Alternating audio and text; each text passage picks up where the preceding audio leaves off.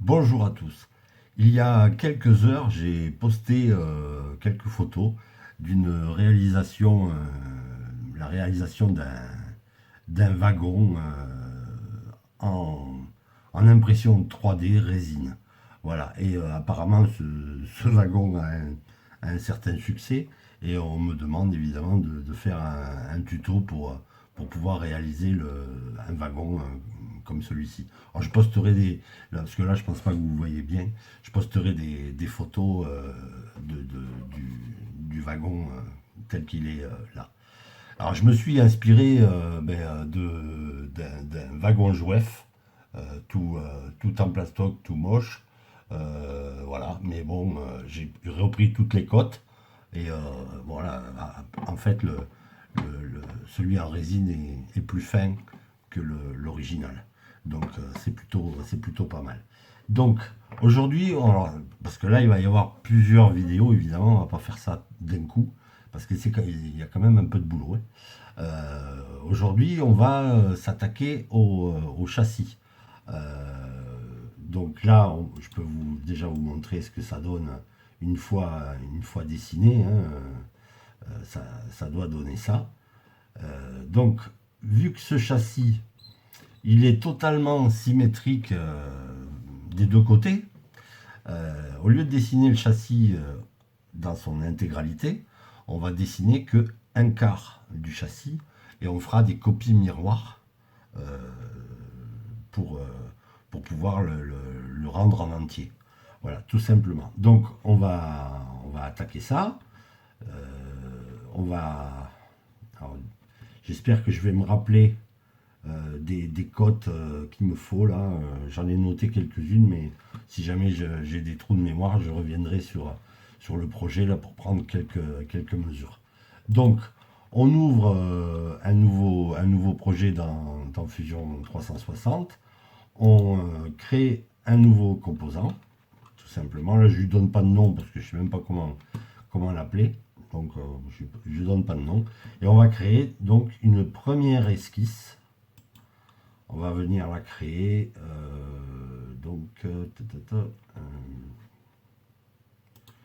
J'aimerais bien quand même être bien droit. On va la créer donc ouais, ici sur ce plan là. Voilà. Et on va créer un premier rectangle, donc du quart de la surface du châssis. Et c'est un rectangle avec des cotes assez exotiques. Ça fait quand même 51,55. On est au centième. Bon, après, on pourrait arrondir tout ça, évidemment. Puis c'est jamais qu'un exemple, hein. Vous pouvez adapter les cotes, faire exactement ce que vous voulez. Donc, tabulation pour modifier l'autre cote, 14,4. Alors, je vais aller forcément un peu plus vite que sur les tutos que j'ai déjà fait sur Fusion, hein. Vous êtes censé maîtriser quand même pas mal de petites choses. Par contre, j'expliquerai bien quand on va se servir de fonctions un peu particulières. Là j'expliquerai vraiment bien. Donc là, ça nous donne un rectangle, très bien. Donc ce rectangle, on va déjà pouvoir l'extruder de l'épaisseur du châssis. Donc la touche E pour l'extrusion. Je viens cliquer sur la surface à extruder et là je mets la cote, l'épaisseur qu'il nous faut, c'est-à-dire là 4,2. Je dis OK, pas de problème. Très bien, maintenant on va travailler sur le côté ici. Donc on va créer une autre esquisse, mais ce coup-ci sur le côté. Alors c'est là que j'espère que je vais me rappeler. Alors, il nous faut 0,6. Alors, je m'accroche ici, je fais 0,6 de large. Yes. Ensuite, il nous faut alors la cote, c'est 0,4 ici, ouais. Donc là, je vais me faire un point d'ancrage. Comment je vais faire? Je vais peut-être même carrément tirer une ligne de construction. Donc type de ligne, là, je la mets en construction. Je pourrais la mettre en vraie ligne, ce serait pas trop gênant en fait. Donc là, on va faire 0,4. C'est juste pour avoir un point d'ancrage. Yes. Une autre ligne. Comme ça, je pourrais m'accrocher dessus. Oups, je la veux bien à l'horizontale. Voilà, comme ça. Très bien. Là, on va pouvoir attaquer les creux qu'il y a dans le châssis. Donc là, j'enlève le type de ligne en construction. Je vais faire des vraies formes qui pourront être extrudées. Donc là, il me faut 9 mm 15 sur, je crois que c'était 3,60. Je suis pas sûr. Je vais aller espionner ici, mesurer. Non, c'est 2,60. Je m'y ai fait regarder. Oui, 3,60, ça ne serait pas passé. Donc là, il me faut une cote de 9,15 sur 2,60. Donc, alors 9,15 sur 2,60. Très bien. Ensuite, il me faut 2,3. Là, ça va aller très vite, il n'y a pas de problème. 2,3 sur la même largeur. 2,3 ici. Pas de problème. Ensuite, il me faut du 15 mm. Alors, je m'accroche ici, comme ça, ça ne bouge pas. Voilà, j'ai une vraie accroche. 15 mm. Je clique, pas de problème. Ensuite, il me faut à nouveau 2,3. Là, c'est 2,3, c'est ce qui va un peu encadrer le support de l'essieu, quoi.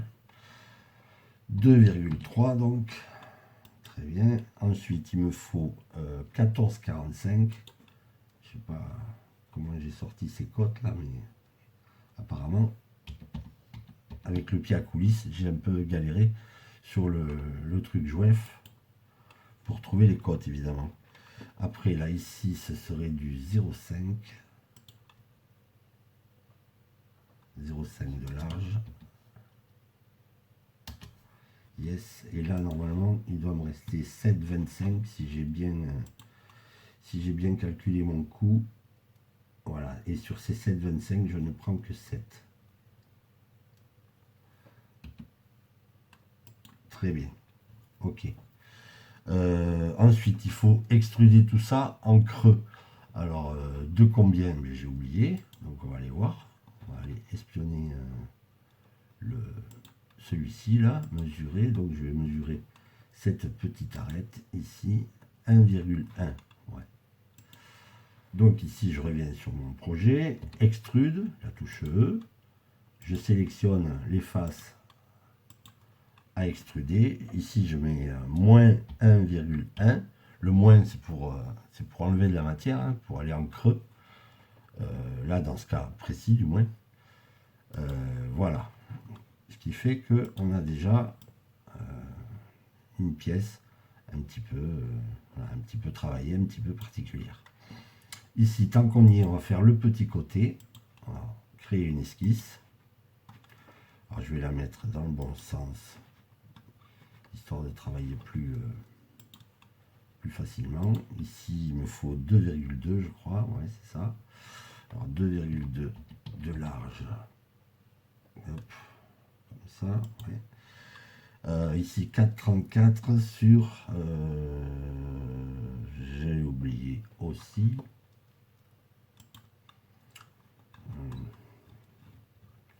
Combien ça fait, ça? Le plus long, là, sur ce genre de boulot, c'est de prendre les cotes, évidemment. Là, sur le Jouef, ça a été un peu compliqué. 3,40. Donc, là, il me faut 4,34. 4,34. Si vous faites 4,3, ça ira aussi. Sur 3,4, donc. Alors, 3,4, tabulation, 4,34. Allez, soyons fous. Très bien. Là-dessus, il nous faut... non, on va d'abord extruder. Donc, extrude. On extrude de combien? C'est pareil, je ne me rappelle pas. Donc là, on va prendre la petite arête ici. 0,85. Bon. Donc extrude 0,85. Ouais, ok, pas de problème. Là-dessus, on va venir recréer une esquisse ici. Je vais à nouveau le mettre bien droit. Voilà. On va prendre un cercle donc par le centre. Et on va faire un cercle de 3,4 de diamètre. Voilà. Une extrude de 4 mm, là je m'en rappelle. Très bien. Ça c'est ce qui va supporter notre futur tampon plus tard. Alors cette pièce là, elle n'est pas cylindrique, elle est légèrement conique. Donc on va faire un chanfrein ici. Et on va le faire non pas à distance égale, mais sur deux distances. Et on va faire donc ici, je crois que le mieux c'était 0,3. Et ici donc sur les 4. Voilà, impec. Voilà, là on est déjà pas mal du tout. Pour peaufiner tout ça, on aura besoin de faire un chanfrein ici pour que la caisse du wagon puisse s'emboîter nickel. Donc on va faire tout de suite ce chanfrein. Là par contre c'est un chanfrein à distance égale. Voilà, et ça doit être un chanfrein d'environ 1,3, oui, voilà, 1,3 mm. Très bien, là on est déjà pas mal du tout. Pendant qu'on est là-dessus, on va créer aussi un creux pour le passage de roue. Alors là, j'avais pris la cote, ouais, là c'est une cote vraiment exotique. Je vais le faire, bon, je suis pas obligé de passer en ligne de construction, je vais le faire comme ça. Donc là, ça nous donne 13,555, ouais. Tabulation sur 5,3. Voilà. Ok, là maintenant on va prendre des lignes, tout simplement. On va faire ici 12. 12. Voilà. Ici on va faire bien perpendiculaire, on va faire 4. Ouais, c'est ça, 4.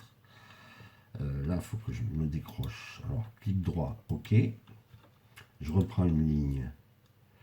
Ici, il faut que ça fasse 2,4. 2,4. Et là, je m'accroche ici. Voilà, ça nous donne cette... voilà, exactement ce creux-là, hein, le passage de la roue. Sinon, la roue frotterait, hein, c'est pas bon. Donc, extrude. Là, il faut qu'on extrude, il faut qu'on passe à travers. Donc, je vais faire moins 5. Au moins, je suis sûr de passer à travers. Voilà. Là, déjà, on est pas mal du tout. Du tout. Derrière, il faut qu'on fasse aussi quelque chose. Il faut qu'on fasse un creux. Alors, là, je crois qu'on avait 1,5, il me semble. Je vais prendre la mesure vite fait. Donc, pour mesurer l'écart, là, mais je sélectionne les deux arêtes. 1,3, très exactement.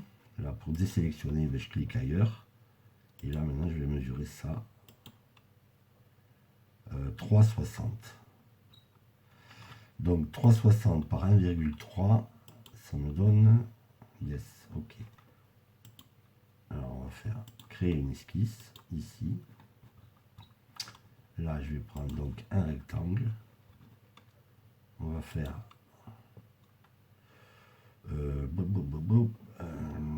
1,3 ici, 3,60.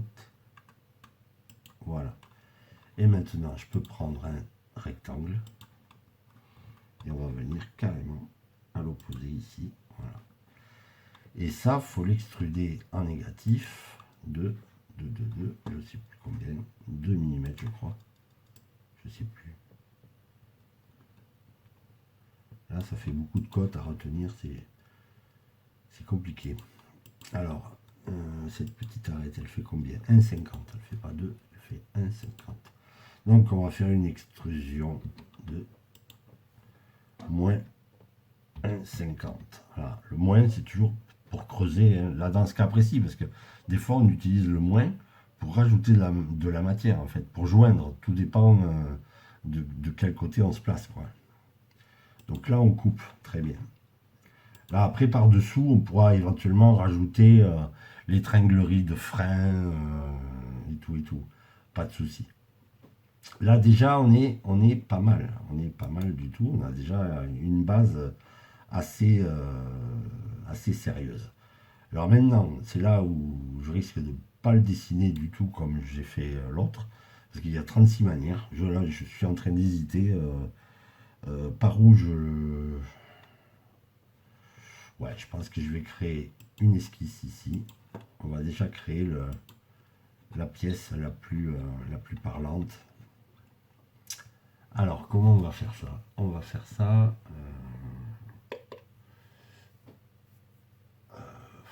Là, normalement, il me faudrait... Alors, 9,75, 2,3...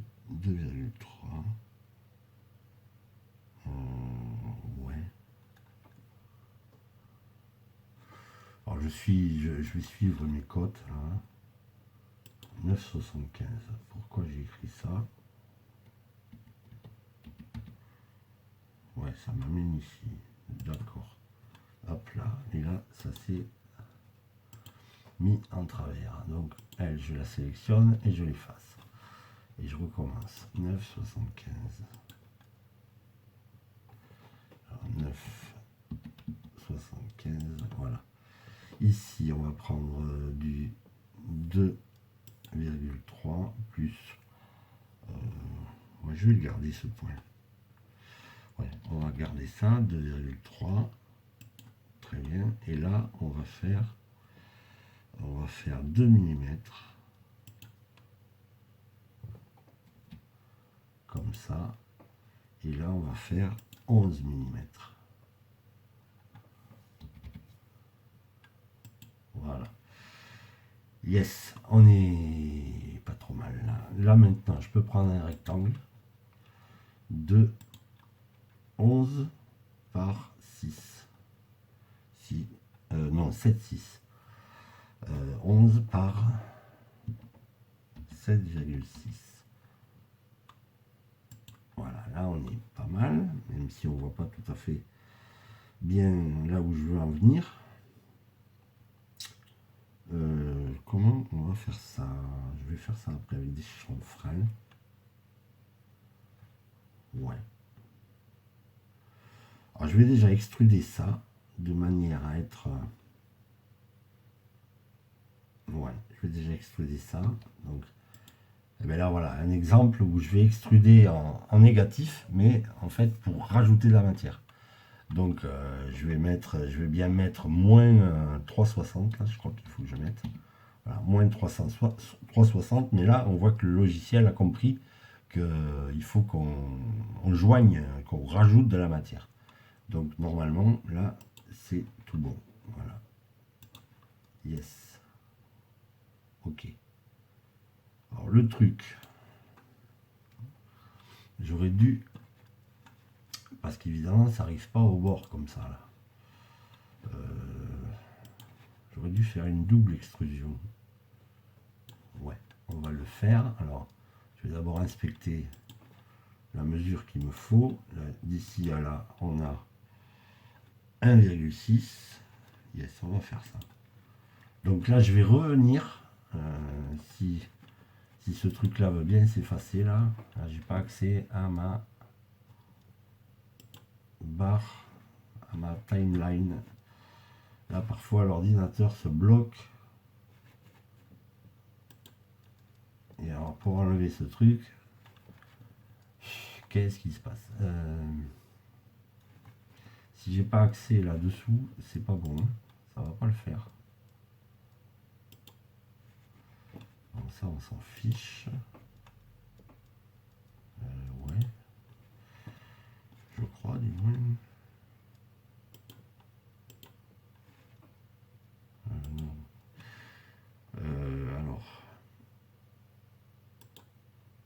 purée, ça veut pas s'effacer ce truc. On s'en fiche. Voilà, c'est bon. Donc l'extrusion, là, la dernière extrusion qu'on a fait, elle est ici. Donc je vais faire un clic droit dessus, modifier la fonction, et au lieu d'extruder que dans un sens, je vais extruder de deux côtés. Donc un côté à moins 3,6 et l'autre à moins 1,6 normalement, je crois, ou 1,6 plutôt. Oui, puisque là on va voir. 1,6, voilà, c'est tout bon. Là, ça fait joindre, pas de problème. Voilà. Ce qui fait qu'on est parti en fait de ce plan ici. On a extrudé, mais on n'extrude pas à partir de ce plan. On laisse un creux ici. Voilà, c'est ce que permet l'extrusion des deux côtés, quoi. On arrive à faire des trucs comme ça. Donc là, je dis joindre, pas de problème. Là, dans la foulée, pour que ça ressemble rapidement à ce qu'on veut faire. Alors, je ne sais pas si je peux prendre les deux à la fois. Là. On va essayer de chanfreiner sur deux distances. Alors, deux distances. Ici sur 7.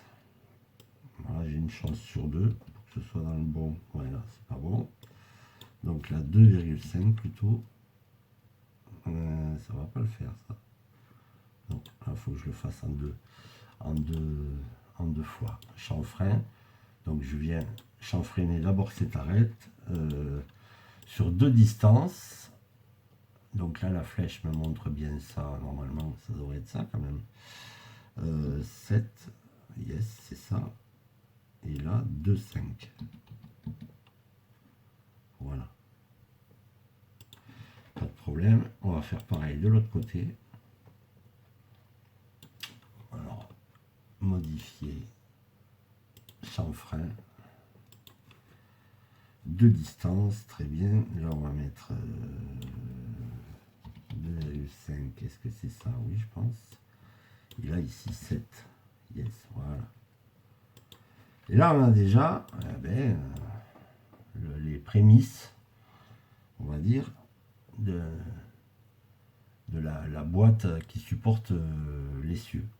Alors, le plus compliqué, évidemment, ça va être après de dessiner les étriers, les freins, quoi. Je sais pas comment ça s'appelle, toutes ces pièces, hein, au juste. Dessiner aussi les lames de ressort, mine de rien, on a un peu de boulot. Là d'emblée, puisque j'ai la cote en tête, je crois, on va dessiner. Ouais, on va créer une esquisse ici. On va dessiner le rond là, ici. Alors on va faire d'abord. On va prendre le milieu. Alors donc là, vous voyez, quand on se balade sur une ligne, au bout d'un moment, il y a un triangle qui s'affiche et ça veut dire qu'on est au milieu. Donc là, on va dire 2,6, ça je l'ai en tête, ouais, c'est bon. Voilà. Là, on va prendre un cercle comme ceci. Il faut que ça fasse 2,5, je crois. Oui, c'est ça.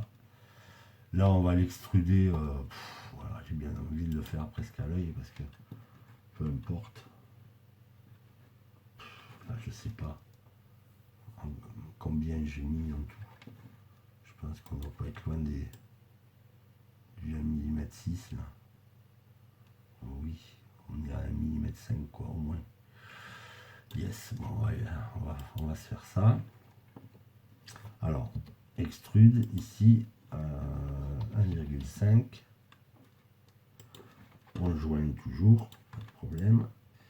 On va venir faire un petit chanfrein histoire que ce soit joli. Alors à deux distances, là on va mettre 0,2 peut-être. Et là je sais plus combien on avait mis. Si je fais 1 mm, ouais c'est pas mal ça. Voilà. Voilà, tout simplement. Ok, déjà là pour ça, voilà. Ici, ben, tant qu'on y est, on va faire, il faut qu'on fasse un trou conique qui va recevoir, je crois que ça s'appelle la fusée de l'essieu.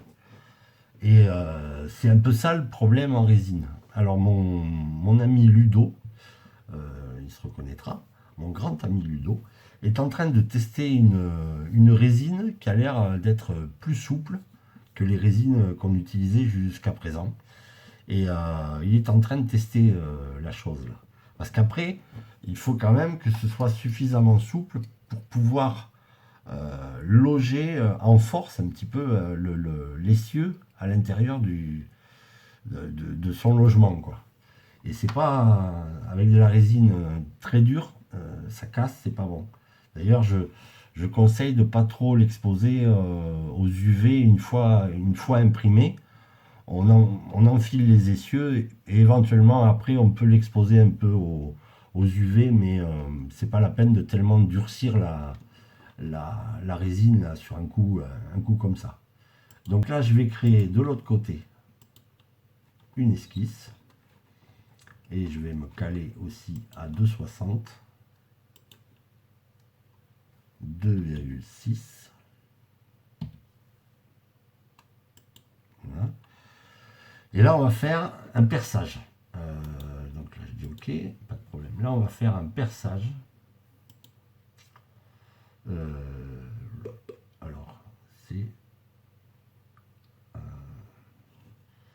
Ouais, mais c'est pas là. Ça, c'est surfacique, c'est pas bon. Plastique, voilà. Plastique, créer, perçage. Voilà, perçage. Alors là, la profondeur de ce trou. Alors un perçage, on va faire un perçage classique avec conique, quoi, à 120 degrés, comme si on avait utilisé un forêt. Mais la profondeur reste un petit peu difficile à déterminer. D'autant plus que je me suis aperçu que selon les marques d'essieux, euh, la, la distance entre pointes peut varier d'une marque à une autre. Donc à vous de faire des essais, éventuellement en ne modélisant que cette partie-là pour essayer, pour voir quand est-ce qu'on a la bonne cote. En tout cas, nous, on va quand même faire un perçage. Alors la cote que je connais, qui semble marcher, c'est 2,5 mm. L'essieu est censé faire à peu près 2 mm.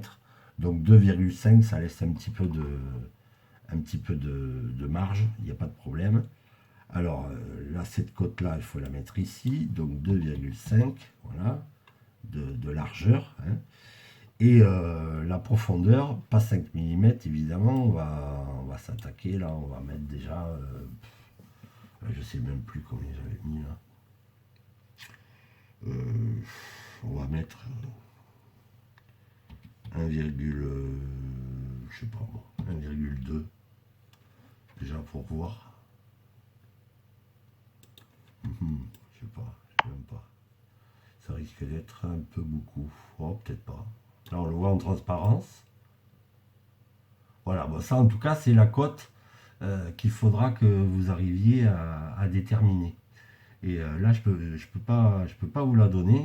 Tout dépend de la largeur de vos essieux. Mais normalement, là, comme ça doit marcher en tout cas. En tout cas, voilà, le wagon Jouef, là, c'est exactement ce système. Hein. C'est des amorces de trous coniques.